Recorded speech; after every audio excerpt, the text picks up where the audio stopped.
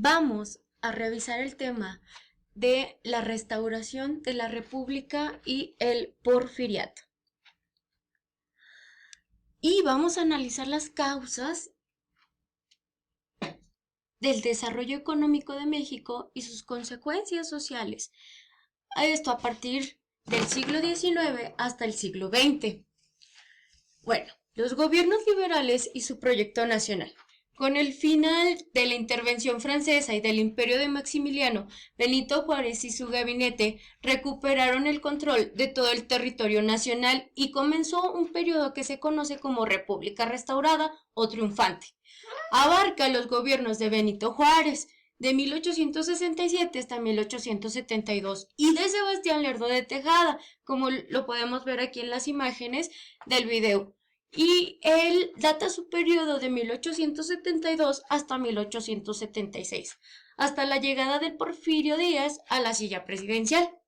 El triunfo del gobierno juarista significó no solo una contundente declaración de soberanía ante las potencias sociales, también el fin de las disputas entre liberales y conservadores, que marcaron los primeros años de vida independiente de nuestro país. En estos años se consolidó la separación de la Iglesia y el Estado para construir una sociedad laica, regulada por las leyes liberales de reforma ya consignadas en la Constitución de 1857.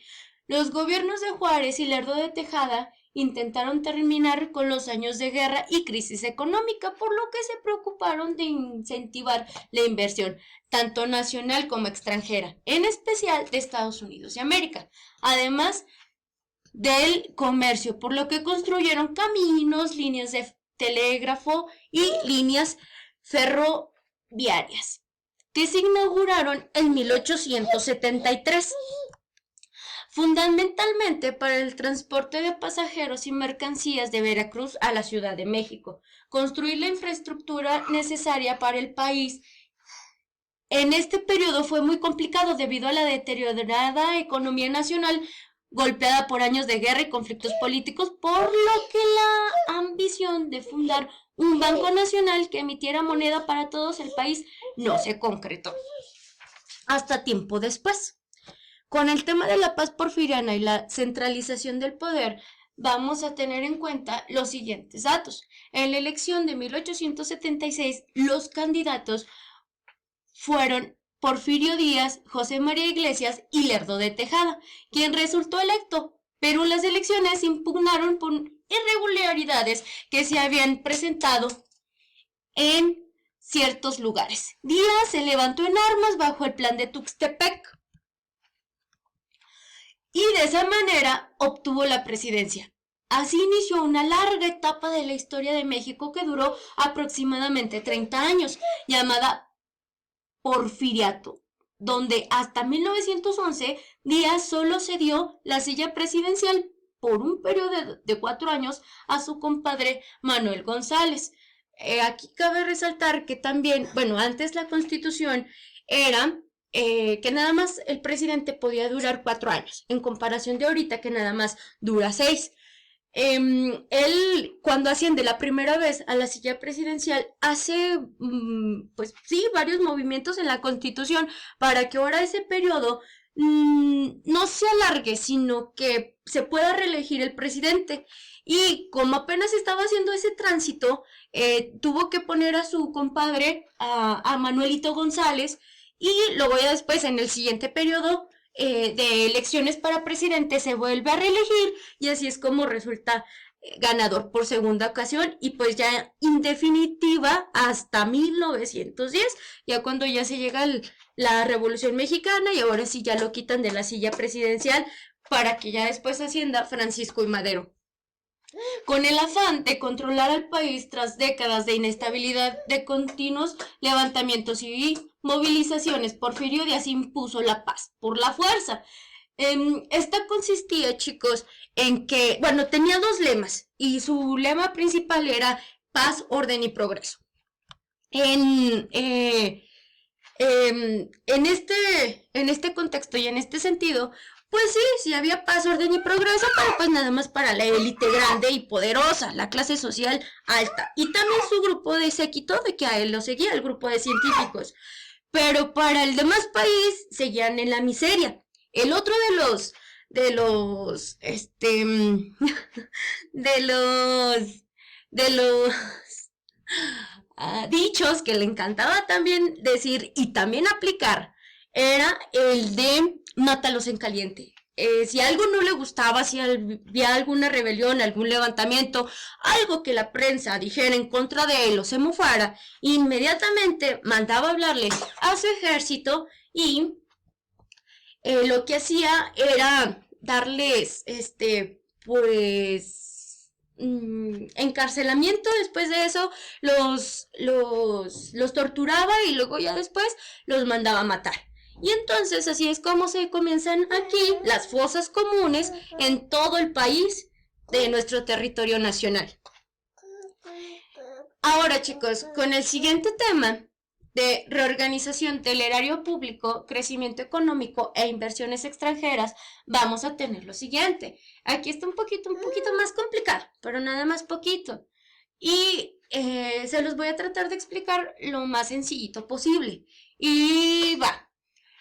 Si no hay finanzas públicas sanas, entonces no puede haber crecimiento económico ni posibilidades de que crezca la economía de un país y por tanto su población seguirá padeciendo pobreza. Esto pasó en México durante gran parte del siglo XIX. Por eso, una de las tareas principales a las que se abocó el ministro de Finanzas del gobierno de Porfirio Díaz, José Ives Limantur, fue el saneamiento de la economía pública. Una de las formas en que los gobiernos obtienen dinero es la recaudación fiscal. O sea, es de que todas las personas tenemos que pagar impuestos. Sin embargo, siempre es problemático conseguir que este mecanismo funcione de manera eficiente, porque pues hay muchas personas de que se retrasan o no quieren pasar a pagar y por eso pasa ese tipo de situaciones. Además, las rebajas en los impuestos para ciertos empresarios, el trabajo sucio de los contrabandistas y quienes introducían diversas mercancías, textiles, aguardientes, libros, perfumes y otros, sin pagar impuestos, entre otros ilícitos, también reducían los ingresos con los que el creciente déficit entre ingresos y gastos públicos, lo que obligaba al gobierno a pedir prestado al extranjero e incrementar la deuda internacional. Este fue uno de los problemas principales que trató de resolver en la época y lo logró, de forma que significó tener dinero en las arcas del Estado para gastarlo en lo que era necesario, no tener que pagar deudas y sobre todo invertir en obras públicas industriales. Además, gracias a la inversión extranjera, las principales ramas productivas de México mejoraron y comenzó una etapa de crecimiento económico para nuestro país que no tenía precedentes.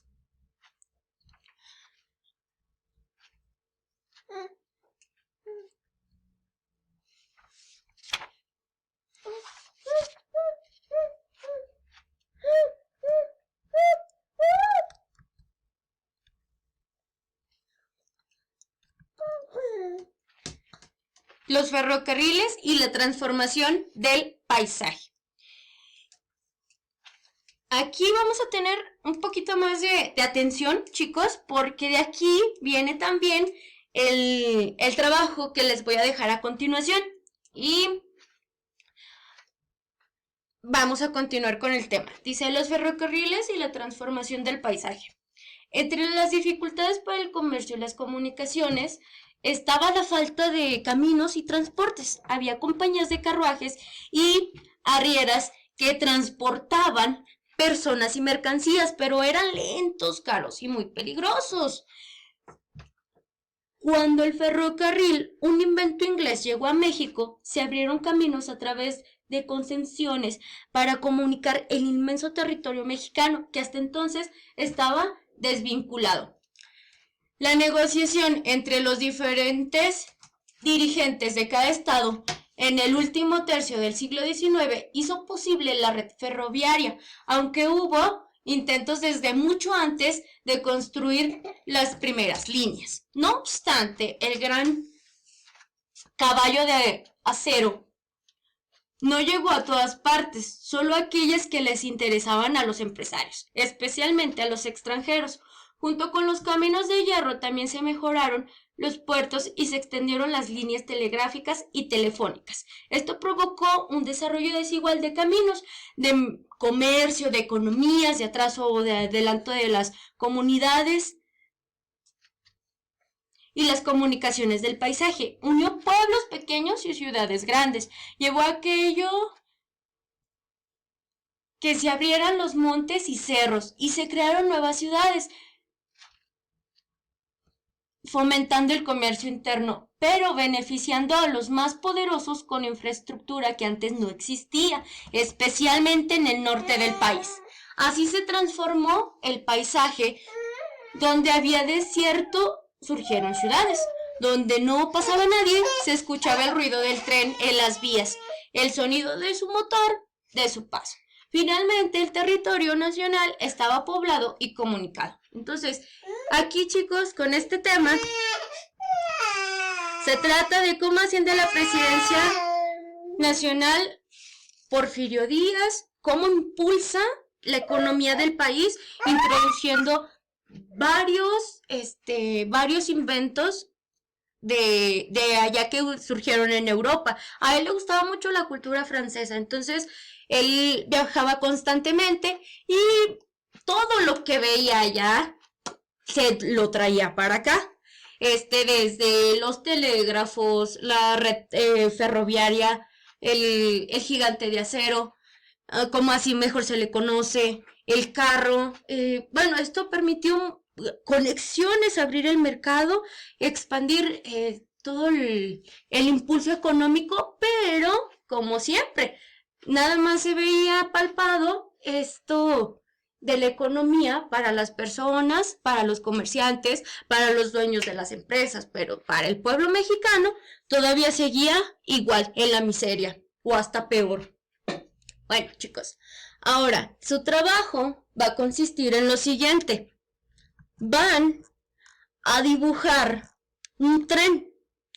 Y ese tren, chicos, bueno, puede ser un poquito más bonito que el de la imagen. Eso nada más se los puse así como para un ejemplo, porque yo sé que ustedes dibujan muchísimo mejor.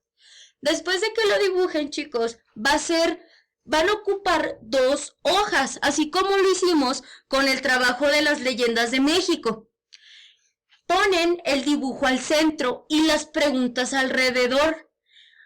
Van a hacer una investigación, la vamos a hacer centrada y guiada por medio de estas preguntas. Si ustedes gustan, pueden pausar el video para que las vayan anotando al pasito y luego ya después las contestan. Y dice así: ¿por qué los gobiernos liberales consideraron importante construir una ruta de ferrocarril para su proyecto internacional? La siguiente, ¿cómo ayudaba el ferrocarril del progreso de la nación? La siguiente es ¿cómo continuó el porfiriato? ¿Cuántos kilómetros de red férrea se construyó en 1876 y 1910? ¿Cómo mejoró la situación económica mexicana durante el porfiriato? ¿Por qué los inversionistas extranjeros invirtieron en el ferrocarril? ¿Cómo ayudó el transporte de gran cantidad de mercancías al desarrollo industrial del país? ¿Cómo ayudó el ferrocarril a mantener la paz porfiriana? ¿Cómo modificó el paisaje mexicano la construcción del ferrocarril? ¿Y cuáles fueron las condiciones del desarrollo político y mexicano que permitieron la necesidad de una red ferroviaria? Si necesitan un poquito más de información, se pueden remitir a su libro de texto. Si no, lo pueden buscar en internet. Y si no, pues me preguntan. Y ahorita voy a estar desde ahorita hasta las 3 de la tarde para ustedes. ¿Estamos de acuerdo, chicos? Bueno, entonces los veo después y eso sería todo.